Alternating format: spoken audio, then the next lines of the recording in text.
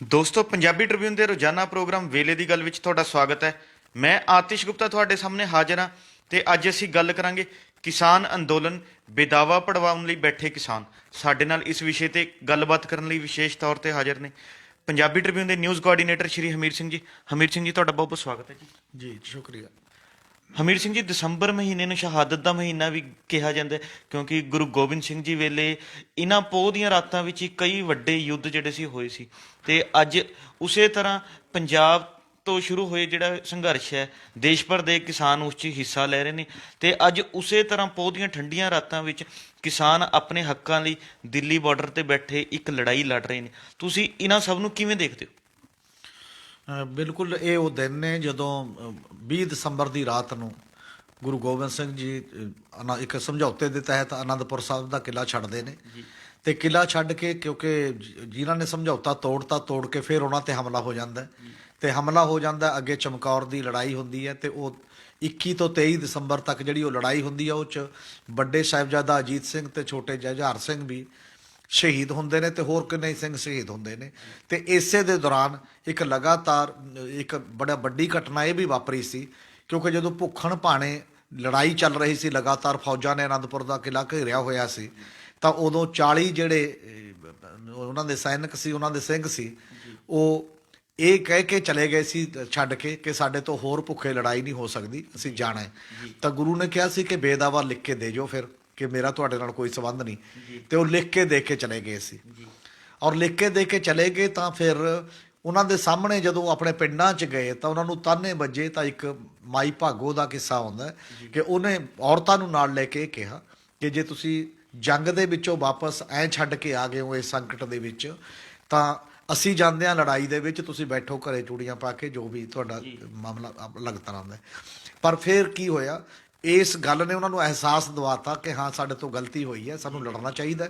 ਉਹੀ ਬੰਦੇ ਜਾ ਕੇ ਖਿਦਰਾਣੇ ਦੀ ਢਾਬ ਤੇ ਲੜੇ ਤੇ 40 ਦੇ 40 ਸ਼ਹੀਦ ਹੋਏ। ਉਹਨਾਂ ਦਾ ਆਗੂ ਭਾਈ ਮਹਾ ਸਿੰਘ ਸੀ। ਮਹਾ ਸਿੰਘ ਸਹਿਕਦਾ ਸੀ ਉਦੋਂ, ਜਦੋਂ ਕਹਿੰਦੇ ਨੇ ਚਲਦੇ ਚਲਦੇ ਗੁਰੂ ਗੋਬਿੰਦ ਸਿੰਘ ਵੀ ਉੱਥੇ ਤੱਕ ਪਹੁੰਚ ਗਏ। ਤੇ ਜਦੋਂ ਉਹਨਾਂ ਨੇ ਦੇਖਿਆ ਕਿ ਮਹਾ ਸਿੰਘ ਅਜੇ ਜਿਉਂਦਾ ਤੇ ਉਹਨਾਂ ਨੇ ਪੁੱਛਿਆ, ਹਾਂਜੀ ਦੱਸੋ ਕੀ ਚਾਹੁੰਦੇ ਹੋ? ਤਾਂ ਉਹਨਾਂ ਨੇ ਕੇਵਲ ਇੱਕ ਗੱਲ ਕਹੀ ਕਿ ਬੇਦਾਵਾ ਪਾੜ ਦਿਓ। ਇਹ ਸੰਘਰਸ਼ ਦਾ ਅਸਲ ਦੇ ਵਿੱਚ ਉਹਦੇ ਨਾਲ ਨਾਤਾ ਜੁੜਦਾ ਇੱਕ, ਕਿਉਂਕਿ ਪੰਜਾਬੀਆਂ ਨੇ ਕਾਫੀ ਲੰਮੇ ਸਮੇਂ ਤੋਂ ਇਹ ਲੱਗਦਾ ਕਿ ਸਿਧਾਂਤਕ ਬੇਦਾਵਾ ਹੀ ਦਿੱਤਾ ਹੋਇਆ ਸੀ ਇੱਕ ਟਾਈਪ ਦਾ। ਜੇਕਰ ਅਸੀਂ ਸਿਧਾਂਤ ਦੀ ਗੱਲ ਕਰੀਏ, ਜਿਹੜਾ ਸਿਧਾਂਤ ਸਾਡੀ ਧਰਤੀ ਤੇ ਸਿਰਜਿਆ ਗਿਆ, ਜੇ ਇਹਨੂੰ ਸ਼ਬਦ ਗੁਰੂ ਦੀ ਧਰਤੀ ਕਹਿੰਦੇ ਆ, ਸ਼ਬਦ ਦਾ ਮਤਲਬ ਗਿਆਨ ਹੁੰਦਾ।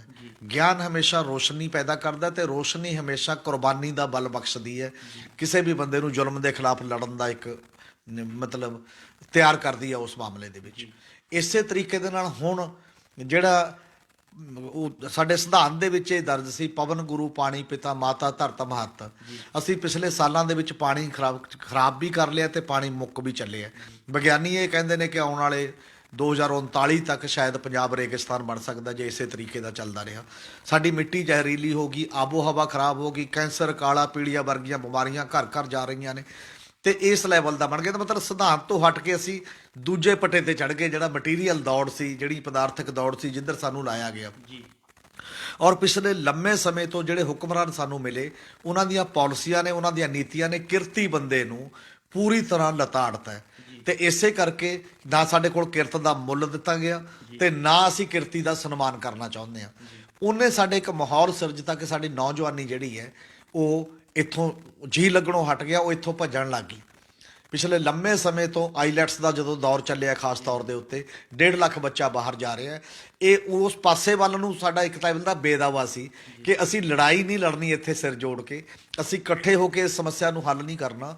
ਅਸੀਂ ਕਿਤੇ ਨਾ ਕਿਤੇ ਆਪਣੇ ਬੱਚਿਆਂ ਨੂੰ ਐਸਕੇਪਿਸਟ ਰੂਟ ਦੇ ਦਿੱਤਾ ਵੀ ਤੁਸੀਂ ਜਿੱਥੇ ਚਲੇ ਜਾਓ, ਕਿਉਂਕਿ ਇੱਥੇ ਰੁਜ਼ਗਾਰ ਨਹੀਂ ਮਿਲਦਾ, ਇੱਥੇ ਕਾਨੂੰਨ ਦਾ ਰਾਜ ਨਹੀਂ ਠੀਕ ਤਰੀਕੇ ਦਾ, ਇੱਥੇ ਉਹ ਮਾਹੌਲ ਨਹੀਂ ਮਿਲਦਾ, ਤਾਂ ਮਾਹੌਲ 'ਚੋਂ ਹੀ ਭੱਜ ਜਾਓ। ਪਰ ਸਾਡੇ ਕੋਲ ਗਦਰੀ ਬਾਬਿਆਂ ਦਾ ਵੀ ਵਿਰਸਾ ਹੈ। ਉਹ ਵੀ ਗਰੀਬੀ ਦੇ ਵਿੱਚ ਹੀ ਗਏ ਸੀ ਬਾਹਰ ਰੁਜ਼ਗਾਰ ਲੈਣ ਦੇ ਲਈ। ਜਦੋਂ ਉਹਨਾਂ ਨੇ ਉੱਥੇ ਦਾ ਮਾਹੌਲ ਦੇਖਿਆ, ਉਹਨਾਂ ਨੇ ਕਿਹਾ ਕਿ ਇਹ ਰਾਜ ਦੇ ਵਿੱਚ ਕਾਨੂੰਨ ਲਾਗੂ ਹੈ ਤਾਂ ਅਸੀਂ ਇਹੋ ਜਿਹਾ ਰਾਜ ਪ੍ਰਬੰਧ ਕਿਉਂ ਨਹੀਂ ਸਿਰਜ ਸਕਦੇ। ਉਹਨਾਂ 'ਚੋਂ 8000 ਗਦਰੀ, ਜਿਨ੍ਹਾਂ 'ਚ ਬੀਬੀ ਗੁਲਾਬ ਕੌਰ ਵੀ ਸੀ ਤੇ ਬਾਬਾ ਸੋਹਣ ਸਿੰਘ ਭਕਨਾ ਦੀ ਅਗਵਾਈ ਦੇ ਵਿੱਚ ਸਭ ਤੋਂ ਛੋਟੀ ਉਮਰ ਦਾ ਵੱਡਾ ਇਨਕਲਾਬੀ ਜਿਹੜਾ ਕਰਤਾਰ ਸਿੰਘ ਸਰਾਭਾ, 8000 ਬੰਦਾ ਦੇਸ਼ ਦੇ ਵਿੱਚ ਆ ਜਾਂਦਾ ਪਹਿਲੇ ਸੰਸਾਰ ਯੁੱਗ 'ਚ ਇੱਥੇ ਲੜਨ, ਇਹਨੂੰ ਖੂਬਸੂਰਤ ਬਣਾਉਣ ਦੇ ਵਾਸਤੇ। ਪੰਜਾਬ ਦੀ ਖੂਬਸੂਰਤ ਧਰਤੀ ਨੂੰ ਅਸੀਂ ਬਰਬਾਦ ਉਹਨਾਂ ਪਾਲਿਸੀਆਂ ਦੇ ਰਾਹੀਂ ਹੁੰਦਾ ਦੇਖਿਆ ਹੈ, ਪਰ ਅਸੀਂ ਓਡੀ ਵੱਡੀ ਜਹਿਦ ਪੈਦਾ ਨਹੀਂ ਕਰ ਪਾਏ ਜਿਹੜੀ ਦੀ ਲੋੜ ਸੀ ਉਸ ਸਮੇਂ। ਸਾਡੇ ਪਿੰਡ ਧੜਿਆਂ 'ਚ ਵੰਡ ਤੇ ਬੰਦਿਆਂ 'ਚ ਇੱਕ ਪਾਰਟੀਆਂ ਨੇ ਇੰਨੇ ਧੜੇਬੰਦੀ ਪੈਦਾ ਕਰਤੀ। ਉਹ ਧੜੇਬੰਦੀ ਪੈਦਾ ਕਰਕੇ ਇੱਕ ਦੂਜੇ ਨਾਲ ਲੜਾਈਆਂ ਨਾਲ ਥਾਣੇ ਕਚਹਿਰੀਆਂ ਮੁਕੱਦਮੇਬਾਜ਼ੀ 'ਚ ਪਏ ਰਹੇ ਹਾਂ। ਕੋਈ ਵੱਡੀ ਸਿਰਜਣਾ ਦਾ ਜਿਹੜਾ ਸਵਾਲ ਸੀ ਉਹ ਸਵਾਲ ਨਹੀਂ ਚੱਲੇ।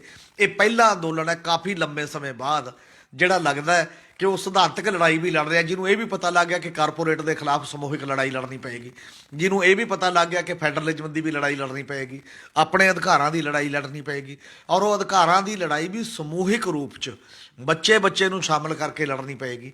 ਹੁਣ ਜਿਹੜਾ ਇਹ ਅੰਦੋਲਨ ਬੱਚੇ ਰੂਪ ਦੇ ਵਿੱਚ ਜਾ ਰਿਹਾ ਉੱਥੇ ਜਿਸ ਲੈਵਲ ਦਾ ਮਾਹੌਲ ਹੈ, ਪੂਰਾ ਸ਼ਾਂਤਮਈ ਅੰਦੋਲਨ ਹੈ, ਉਹ 'ਚ ਵੰਨ-ਸੁਵੰਨਤਾ ਹੈ, ਉਹ 'ਚ ਸਰਬੱਤ ਦੇ ਭਲੇ ਦਾ ਸਿਧਾਂਤ ਵੀ ਹੈ।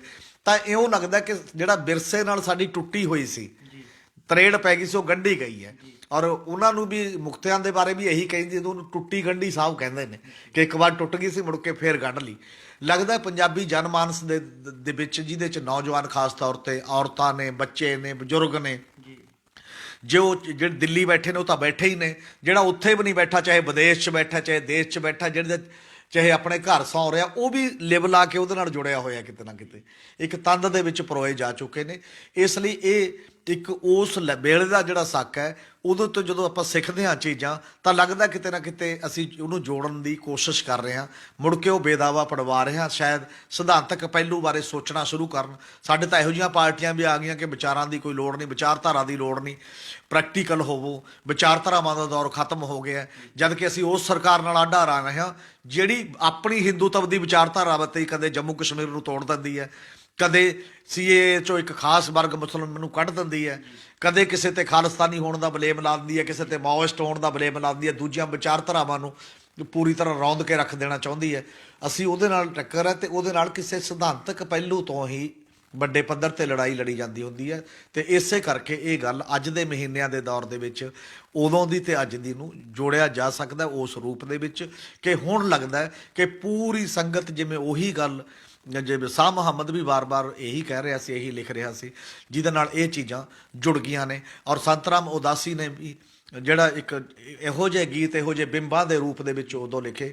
ਔਰ ਸੁਣ ਲੈ, ਇਹ ਜਿਹੜਾ ਸਵਾਲ ਸੀ ਉਹਨਾਂ ਨੇ ਇੱਕ ਕਿਹਾ ਸੀਗਾ ਇਸ ਲੈਵਲ ਤੇ ਕਿ ਝੋਰਾ ਕਰੀ ਨਾ ਕਿਲੇ ਆਨੰਦਪੁਰ ਦਾ, ਕੁੱਲੀ ਕੁੱਲੀ ਨੂੰ ਕਿਲਾ ਬਣਾ ਦਿਆਂਗੇ।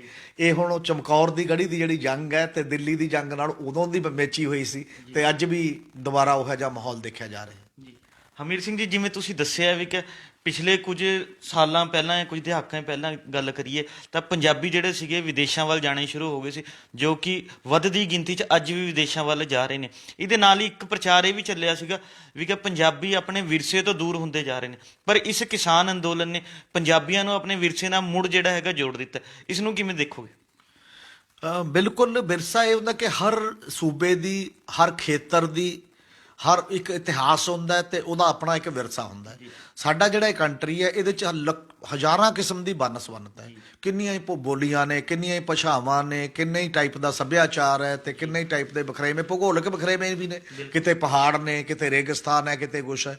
ਇਸ ਲਈ ਪੰਜਾਬੀਆਂ ਦਾ ਜਿਹੜੀ ਜਗ੍ਹਾ ਸੀ, ਇਹ ਲਗਾਤਾਰ ਉੱਥੋਂ ਪੈਦਾ ਹੁੰਦੀ, ਕਿਉਂਕਿ ਜਿੰਨੇ ਹਮਲਾਵਰ ਆਏ ਇਸੇ ਰਸਤਿਓਂ ਆਏ, ਇਹਨਾਂ ਨੂੰ ਬਾਰ-ਬਾਰ ਲੜਨਾ ਪਿਆ। ਇਸੇ ਕਰਕੇ ਕਹਿੰਦੇ ਸੀ ਪੰਜਾਬ ਦੇ ਜੰਮਿਆਂ ਨੂੰ ਨਿੱਤ ਮੁਹਿੰਮਾਂ, ਤੇ ਕਦੇ ਦੁਰਾਨੀ ਨਾਲ ਚੱਕਰ ਪੈ ਗਿਆ, ਪਹਿਲਾਂ ਬਾਬਰ ਨਾਲ ਪੈ ਗਿਆ, ਫਿਰ ਕਦੇ ਇਸ ਸਾਰੇ ਅਹਿਮਦ ਸ਼ਾਹ ਅਬਦਾਲੀ ਨਾਲ ਪੈ ਗਿਆ, ਜਿਹਦੇ ਨਾਲ ਵੀ ਲੜਾਈਆਂ ਲੜੀਆਂ ਗਈਆਂ। ਉਹ ਸਾਰਾ ਇੱਕ ਵਿਰਸਾ ਸੀ। ਤੇ ਉਦੋਂ ਬਾਅਦ ਉਸੇ ਵਿਰਸੇ ਦੇ ਵਿੱਚੋਂ ਬੰਦਾ ਸਿੰਘ ਬਹਾਦਰ ਦਾ ਰਾਜ ਆਉਂਦਾ, ਜਿਹੜਾ ਜ਼ਮੀਨ ਹਲਵਾਹਕ ਦੀ ਗੱਲ ਕਰਦਾ, ਜਿਨ੍ਹਾਂ ਨੇ ਜ਼ਮੀਨਾਂ ਵੰਡੀਆਂ। ਸਾਰੇ ਕਿਸਾਨ ਜਿਹੜੇ ਮੁਜ਼ਾਹਰੇ ਸੀ ਉਸ ਸਮੇਂ ਵੱਡੇ ਜ਼ਗੀਰਦਾਰਾਂ ਦੇ, ਉਹਨਾਂ ਤੋਂ ਜ਼ਮੀਨਾਂ ਲੈ ਕੇ ਜ਼ਮੀਨ ਹਲਵਾਹਕ ਨੂੰ ਦਿੱਤੀ।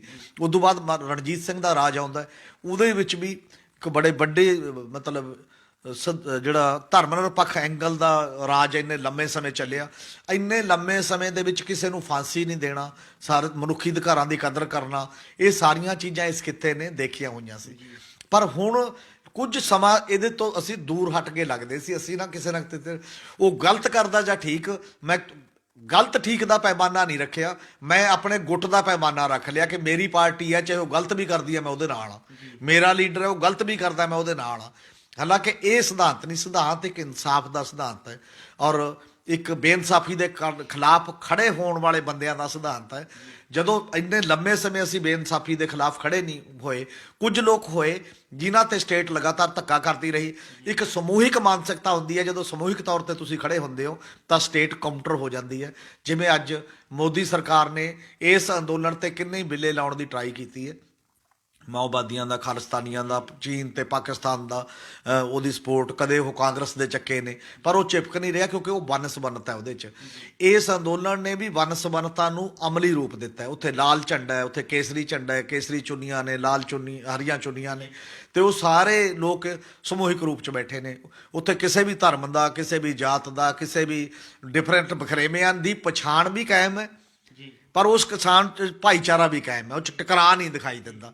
ਇਹੀ ਪੰਜਾਬ ਦਾ ਵਿਰਸਾ ਹੈ ਅਸਲ ਦੇ ਵਿੱਚ। ਉਸੇ ਵਿਰਸੇ ਨਾਲ ਜੁੜ ਕੇ ਹੀ ਤਾਂ ਹੀ ਉਹ ਸੰਘਰਸ਼ ਮਜ਼ਬੂਤ ਹੈ, ਇੰਨਾ ਚਿਰ ਚੱਲ ਰਿਹਾ। ਨਹੀਂ ਤਾਂ ਕੋਈ ਸੰਘਰਸ਼ ਆਪਣੇ ਵਿਰਸੇ ਨਾਲੋਂ ਟੁੱਟ ਕੇ ਚੱਲ ਨਹੀਂ ਸਕਦਾ। ਜਦੋਂ ਮਾਈ ਨੂੰ ਕੋਈ ਪੁੱਛਦਾ ਇਸੇ ਕਰਕੇ ਉੱਥੇ ਖੜ ਕੇ ਕਿ ਮਾਈ ਇਹ ਲੰਗਰ ਕਿੰਨਾ ਚਿਰ ਸਮਾਨ ਆਉਂਦਾ ਰਹੂਗਾ, ਉਹ ਕਹਿੰਦੀ ਹੈ 550 ਸਾਲ ਦਾ ਤਾਂ ਇਹ ਚੱਲਦਾ, ਅੱਗੇ ਤੁਸੀਂ ਦੇਖ ਲਓ ਕਿੰਨਾ ਚਿਰ ਚੱਲੂਗਾ। ਇਹ ਇਕੱਲੇ ਇਕੱਲੇ ਬੰਦੇ ਦੀ ਜ਼ੁਬਾਨ ਤੇ ਹੈ, ਇਹਦੇ 'ਚੋਂ ਦ੍ਰਿੜਤਾ ਤੇ ਦਲੇਰੀ ਦਿਖਾਈ ਦੇ ਰਹੀ ਹੈ। ਹਮੀਰ ਸਿੰਘ ਜੀ, ਆਪਾਂ ਗੱਲ ਕਰ ਰਹੇ ਹਾਂ ਇਤਿਹਾਸ ਦੀ ਕਿ ਕਿਵੇਂ ਸਾਡੇ ਗੁਰੂਆਂ ਨੇ ਸਾਡੀ ਕੌਮ ਲਈ, ਸਮਾਜ ਲਈ ਜਿਹੜੀ ਹੈ ਸ਼ਹਾਦਤ ਦਿੱਤੀ ਹੈ। ਇੱਕ ਸਮਾਂ ਸੀ ਔਰੰਗਜ਼ੇਬ ਦਾ, ਇੱਕ ਸਮਾਂ ਅੱਜ ਦਾ। ਤੁਹਾਨੂੰ ਕੀ ਲੱਗਦਾ ਉਸ ਸਮੇਂ ਦੀ ਲੜਾਈਆਂ ਸੌਖੀ ਸੀ ਕਿ ਅੱਜ ਦੀ ਲੜਾਈ ਜਿਹੜੀ ਹੈਗੀ ਜੋ ਚੱਲ ਰਹੀ ਹੈ ਇਸ ਟਾਈਮ ਦਿੱਲੀ ਬਾਰਡਰ ਤੇ, ਇਹ ਜ਼ਿਆਦਾ ਸੌਖੀ ਹੈ? ਉਹਦਾ ਮਤਲਬ ਇਹ ਹੈ ਕਿ ਹਰ ਯੁੱਗ ਦੇ ਵਿੱਚ ਲੜਾਈਆਂ ਕਰਨੀਆਂ ਹੀ ਪੈਂਦੀਆਂ ਨੇ, ਕਿਉਂਕਿ ਲੜਾਈ ਤੋਂ ਬਿਨਾਂ ਕੋਈ ਚਾਰਾ ਨਹੀਂ ਹੈ। ਹਰ ਯੁੱਗ ਦੀ ਲੜਾਈ ਔਖੀ ਵੀ ਹੈ ਤੇ ਸੌਖੀ ਵੀ ਹੈ। ਲੜਾਈ ਇੱਕ ਮਨੋਦਸ਼ਾ ਦਾ ਮਾਮਲਾ ਹੈ, ਤੇ ਜੇ ਤਾਂ ਬੰਦੇ ਮਾਨਸਿਕ ਤੌਰ ਤੇ ਤਿਆਰ ਹੋ ਜਾਂਦੇ ਨੇ ਲੜਨ ਦੇ ਲਈ, ਜ਼ੁਲਮ ਦੇ ਖਿਲਾਫ, ਗੁਲਾਮੀ ਨਾ ਚੱਲਣ ਦੀ ਇੱਕ ਮਾਨਸਿਕਤਾ ਆ ਜਾਂਦੀ ਹੈ, ਫਿਰ ਤਾਂ ਉਹ ਲੜਾਈ ਉਹਨੂੰ ਸਗੋਂ ਆਨੰਦ ਦਿੰਦੀ ਹੈ। ਫਿਰ ਉਹ ਲੜਾਈ ਭਗਤ ਸਿੰਘ ਤੇ ਕਰਤਾਰ ਸਰਾਭੇ ਵਾਂਗ ਫਾਂਸੀ ਦਾ ਰੱਸਾ ਹੱਸਦੇ ਹੱਸਦੇ ਗਲ 'ਚ ਪਾਉਣ ਦਾ ਵੀ ਸੰਦੇਸ਼ ਦਿੰਦੀ ਹੈ। ਫਿਰ ਉਹ ਛੋਟੇ ਸਾਹਿਬਜ਼ਾਦੇ ਨੀਹਾਂ 'ਚ ਚਿਣੇ ਵੀ ਜਾਣ ਤਾਂ ਵੀ ਉਹ ਲੜਾਈ ਇੱਕ ਪ੍ਰੇਰਿਤ ਕਰਦੀ ਹੈ। ਇਸ ਕਰਕੇ ਉਹ ਲੜਾਈ ਤੇ ਅੱਜ ਦੀ ਲੜਾਈ, ਦੋਨੋਂ ਲੜਾਈਆਂ ਆਪਣੀ ਆਪਣੀ ਜਗ੍ਹਾ ਨੇ, ਕਿਉਂਕਿ ਅੱਜ ਉਦੋਂ ਦਾ ਮਾਹੌਲ ਜ਼ਿਆਦਾਤਰ ਵੱਡੇ ਪੱਧਰ ਦੇ ਉੱਤੇ ਇਹ ਸੀ ਕਿ ਲੜਾਈ ਤਲਵਾਰ ਦੇ ਜ਼ੋਰ ਜਾਂ ਬਾਕੀ ਦੀਆਂ ਚੀਜ਼ਾਂ ਲੜੀਆਂ ਜਾਂਦੀਆਂ, ਜ਼ੁਲਮ ਕਰਦਾ ਸੀ, ਪਰ ਉਹਨੂੰ ਤਾਂ ਇਹ ਕਿਹਾ ਜਾਂਦਾ ਸੀ ਕਿ ਉਹ ਬਾਹਰਲਾ ਬੰਦਾ ਹੈ, ਉਹਨੂੰ ਇਹ ਕਿਹਾ ਜਾਂਦਾ ਸੀ ਕਿ ਉਹ ਸਾਡਾ ਨਹੀਂ ਹੈ। ਅੱਜ ਦੀ ਲੜਾਈ ਦਾ ਇੱਕ ਥੋੜ੍ਹਾ ਜਿਹਾ ਪੇਚੀਦਾ ਪਹਿਲੂ ਇਹ ਵੀ ਸੀ ਕਿ ਪਹਿਲਾਂ ਲੋਕਾਂ ਨੂੰ ਸਮਝ ਤਾਂ ਆਏ ਕਿ ਕੌਣ ਕੀ ਕਰ ਰਿਹਾ ਹੈ, ਕਿਉਂਕਿ ਅਸੀਂ ਉਹ ਚੁਣੇ ਹੋਏ ਬੰਦੇ ਨੇ, ਲੋਕ ਕਹਿ ਰਹੇ ਸੀ ਸਾਡੇ ਹੀ ਚੁਣੇ ਹੋਏ ਨੇ, ਅੱਧੇ ਬੰਦੇ ਉਹਦੇ ਨਾਲ ਵੀ ਖੜਦੇ ਨੇ ਦੇਸ਼ ਦੇ ਕਿ ਜੀ ਅਸੀਂ ਚੁਣਿਆ ਹੋਇਆ, ਸਾਡੀ ਸਰਕਾਰ ਹੈ। ਤਾਂ ਇਹੋ ਜਿਹੇ ਮਾਹੌਲ 'ਚ ਜਿਹੜੀ ਲਾਈਨ ਕੱਢਣੀ ਥੋੜ੍ਹੀ ਜਿਹੀ ਮੁਸ਼ਕਲ ਹੋ ਜਾਂਦੀ ਹੈ, ਕਿਉਂਕਿ ਉਲਝਣ ਪੈਦਾ ਹੋ ਜਾਂਦੀ ਹੈ। ਪਰ ਇਸ ਅੰਦੋਲਨ ਨੇ ਇਹ ਗੱਲ ਨੂੰ ਸਮਝ ਲਿਆ ਬਾਖੂਬੀ ਕਿ ਅਸਲ ਦੇ ਵਿੱਚ ਲੜਾਈ ਕਿਹਦੇ ਨਾਲ ਹੈ। ਲੜਾਈ ਕੇਵਲ ਮੋਦੀ ਸਰਕਾਰ ਜਾਂ ਚੀਫ ਮਿਨਿਸਟਰ ਜਾਂ ਪ੍ਰਾਈਮ ਮਿਨਿਸਟਰ, ਪ੍ਰਧਾਨ ਮੰਤਰੀ ਜਾਂ ਮੁੱਖ ਮੰਤਰੀ, ਕੋਈ ਬਹੁਤ ਵੱਡੇ ਮਤਲਬ ਖੁਦ ਕੰਮ ਕਰਨ ਵਾਲੇ ਨਹੀਂ ਹੈ। ਇਹਨਾਂ ਦੇ ਪਿੱਛੇ ਇੱਕ ਤਾਕਤ ਹੈ, ਇਹਨਾਂ ਦੇ ਪਿੱਛੇ ਇੱਕ ਵੱਡੀ ਤਾਕਤ ਹੈ ਜਿਹੜੀ ਦੁਨੀਆ ਦੀ ਪੂੰਜੀ ਦੀ ਹੈ, ਦੁਨੀਆ ਦੇ ਸਰਮਾਏ ਦੀ ਹੈ।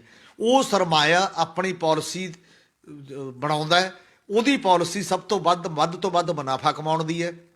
ਉਹ ਮੁਨਾਫਾ ਕਿਵੇਂ ਬਣੇ, ਉਸ ਮੁਨਾਫੇ ਦੇ ਰਾਹ ਦੇ ਵਿੱਚ ਕਿਹੜੇ ਕਾਨੂੰਨ ਆਉਂਦੇ ਨੇ ਜਾਂ ਨਵੇਂ ਕਾਨੂੰਨ ਕਿਹੜੇ ਬਣਾਉਣ ਦੀ ਲੋੜ ਹੈ, ਉਹ ਤਜਵੀਜ਼ ਦਿੰਦਾ ਹੈ, ਤੇ ਸਾਡੇ ਪ੍ਰਧਾਨ ਮੰਤਰੀ ਤੇ ਮੁੱਖ ਮੰਤਰੀ ਉਹਨੂੰ ਅਮਲ 'ਚ ਲਿਆਉਂਦੇ ਨੇ ਇਕੱਲੇ। ਇਹਦਾ ਮਤਲਬ ਉਹਦਾ ਮੇਨ ਬੰਦਾ, ਫੈਸਲਾਕੁਨ ਬੰਦਾ ਪਿੱਛੇ ਖੜਾ ਹੈ, ਤੇ ਅੱਗੇ ਇਹ ਕੇਵਲ ਲਾਗੂ ਕਰਨ ਵਾਲੀਆਂ ਸੰਸਥਾਵਾਂ ਦੇ ਰੂਪ ਦੇ ਵਿੱਚ ਚੱਲ ਰਹੇ ਨੇ। ਜਦ ਕਿ ਜਮਹੂਰੀਅਤ ਦੇ ਵਿੱਚ ਇਹ ਗੱਲ ਐਤਕੀ ਦੇ ਸੰਘਰਸ਼ 'ਚ ਪਛਾਣੀ ਜਾ ਚੁੱਕੀ ਹੈ। ਇਸੇ ਕਰਕੇ ਲੋਕ ਅਡਾਨੀ ਤੇ ਅੰਬਾਨੀ ਨੂੰ ਵੀ ਬਰਾਬਰ ਹੀ ਕੋਸਦੇ ਨੇ ਜਿੰਨਾ ਨਰਿੰਦਰ ਮੋਦੀ ਦੀ ਸਰਕਾਰ ਨੂੰ ਕੋਸਦੇ ਨੇ, ਕਿਉਂਕਿ ਉਹਨਾਂ ਨੂੰ ਪਤਾ ਲੱਗ ਗਿਆ ਕਿ ਇਹ ਇੱਕ ਜੁੱਟ ਹੈ।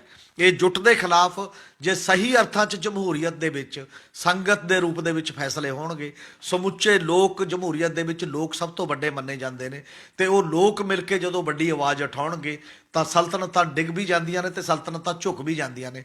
ਜਿਹੜੀ ਸਲਤਨਤ ਨਹੀਂ ਝੁਕਦੀ ਤਾਂ ਉਹ ਡਿੱਗ ਜਾਂਦੀ ਹੈ। ਜਿਹੜੀ ਝੁੱਕ ਕੇ ਲੋਕਾਂ ਦੀ ਗੱਲ ਮੰਨ ਕੇ, ਲੋਕਾਂ ਨੂੰ ਵੱਡੇ ਮੰਨ ਕੇ ਫੈਸਲੇ ਕਰਦੀ ਹੈ, ਉਹ ਸ਼ਾਇਦ ਕੁਝ ਦੇਰ ਹੋਰ ਚੱਲਣ ਦੀ ਹੈਸੀਅਤ 'ਚ ਚਲੀ ਜਾਂਦੀ ਹੈ, ਕਿਉਂਕਿ ਉਹ ਕਹਿੰਦੀ ਹੈ ਕਿ ਠੀਕ ਹੈ ਮੈਂ ਲੋਕਾਂ ਦੀ ਰਾਏ ਨਾਲ ਫੈਸਲਾ ਲੈ ਰਿਹਾ। ਇਹਨਾਂ ਕਾਨੂੰਨਾਂ ਦੇ ਵਿੱਚ ਤਾਂ ਲੋਕਾਂ ਨਾਲ ਕੋਈ ਪਹਿਲਾਂ ਰਾਏ ਨਹੀਂ ਕੀਤੀ, ਹੁਣ ਵੀ ਗੱਲਬਾਤ ਨਹੀਂ, ਹੁਣ ਵੀ ਟਾਲੀਆਂ ਜਾ ਰਹੀਆਂ ਨੇ ਉਹੀ ਚੀਜ਼ਾਂ, ਬਲਕਿ ਬਣਾਉਟੀ ਚੀਜ਼ਾਂ, ਜਾਲੀ ਜਥੇਬੰਦੀਆਂ ਖੜੀਆਂ ਕਰੋ ਤੇ ਜਾਲੀ ਲੀਡਰ ਪੈਦਾ ਕਰੋ, ਜਾਲੀ ਚਿੱਠੀਆਂ ਪਵਾ ਲਓ ਆਪਦੇ ਆਪ ਨੂੰ ਵੀ ਸਾਨੂੰ ਲੱਖਾਂ ਕਿਸਾਨ ਕਹਿ ਰਹੇ ਨੇ। ਤੁਸੀਂ ਆਪਦੇ RSS ਵਾਲੇ ਵਿੰਗ ਤੋਂ, ਰਾਸ਼ਟਰੀ ਕਿਸਾਨ ਸੰਘ ਤੋਂ ਤਾਂ ਚਿੱਠੀ ਲੈ ਕੇ ਦਿਖਾਓ ਨਾ ਕਿ ਤੁਹਾਡੇ ਬਿੱਲ ਠੀਕ ਨੇ, ਬਾਕੀ ਦੇ ਤੋਂ ਕੀ ਕਰਨਾ, ਬਾਕੀ ਦਾ ਕਿਉਂ ਸੋਸ਼ੇਬਾਜ਼ੀ ਹੋ ਰਹੀ ਹੈ। ਹਮੀਰ ਸਿੰਘ ਜੀ, ਜਿਹੜਾ ਇਹ ਕੇਂਦਰੀ ਖੇਤੀ ਕਾਨੂੰਨਾਂ ਖਿਲਾਫ ਸੰਘਰਸ਼ ਚੱਲ ਰਿਹਾ, ਇਹਨੂੰ ਅੱਜ 3 ਮਹੀਨੇ ਤੋਂ ਵੱਧ ਦਾ ਸਮਾਂ ਹੋ ਚੁੱਕਿਆ। ਕੇਂਦਰ ਵੱਲੋਂ ਕਿਸਾਨਾਂ ਨਾਲ 6 ਦੌਰ ਦੀ ਜਿਹੜੀ ਹੈ ਮੀਟਿੰਗ ਕੀਤੀ ਗਈ ਹੈ, 6 ਮੀਟਿੰਗਾਂ ਬੇਸਿੱਟਾ ਰਹੀਆਂ ਨੇ।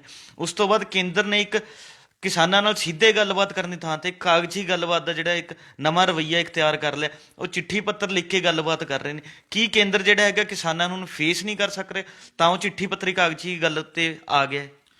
ਅਸਲ ਦੇ ਵਿੱਚ ਇੱਕ ਆਦਤ ਹੈ ਨਰਿੰਦਰ ਮੋਦੀ ਸਰਕਾਰ ਦੇ ਵਿੱਚ, ਉਹ ਇਹ ਹੈ 2014 ਤੋਂ ਬਾਅਦ ਉਹਨੇ ਹਮੇਸ਼ਾ ਇਹ ਮਹਿਸੂਸ ਕੀਤਾ, ਇੱਕ ਨਾਰਾ ਲੱਗਦਾ ਰਿਹਾ, ਮੋਦੀ ਹੈ ਤਾਂ ਸੰਭਵ ਹੈ। ਜੀ। ਮੋਦੀ ਹੈ ਤਾਂ ਸੰਭਵ ਦਾ ਮਤਲਬ ਤੁਸੀਂ ਨੋਟਬੰਦੀ ਕਰਤੀ, ਸੰਭਵ ਹੈ ਲੋਕ ਚਾਹੇ ਬਰਬਾਦ ਹੋ ਗਏ, 125 ਬੰਦਾ ਮਰ ਗਿਆ, ਤੁਹਾਨੂੰ ਕੋਈ ਫਰਕ ਨਹੀਂ ਪਿਆ। GST ਦੇ ਲਈ ਲੋਕ ਪਿੱਟ ਰਹੇ ਨੇ, ਰਾਜ ਪਿੱਟ ਰਹੇ ਨੇ, ਤੇ ਆਮ ਵਪਾਰੀ ਵੀ ਪਿੱਟ ਰਿਹਾ ਕਿ ਇਹ ਗਲਤ ਹੈ, ਇਹਨੂੰ ਤਬਦੀਲ ਕਰੋ। ਤੁਸੀਂ ਕਹਿੰਦੇ ਹੋ ਅਸੀਂ ਚਲਾ ਰਹੇ ਹਾਂ। ਤੁਸੀਂ ਜੰਮੂ ਕਸ਼ਮੀਰ ਦੀ ਧਾਰਾ 370 ਤੇ 35 ਇਹ ਤੋੜਤੀ, ਸੂਬਾ ਯੂਨੀਅਨ ਟੈਰੀਟਰੀ ਬਣਾਤਾ, ਤੁਸੀਂ ਕਹਿੰਦੇ ਹੋ ਅਸੀਂ ਤਾਂ ਗੱਲ ਨਹੀਂ ਕਰਨੀ। ਸ਼ਹੀਨ ਬਾਗ ਦਾ ਮੋਰਚਾ ਨਾਗਰਿਕ ਸੋਧ ਬਿੱਲ ਤੇ ਤੁਸੀਂ ਗੱਲ ਨਹੀਂ ਕਰ ਰਹੇ।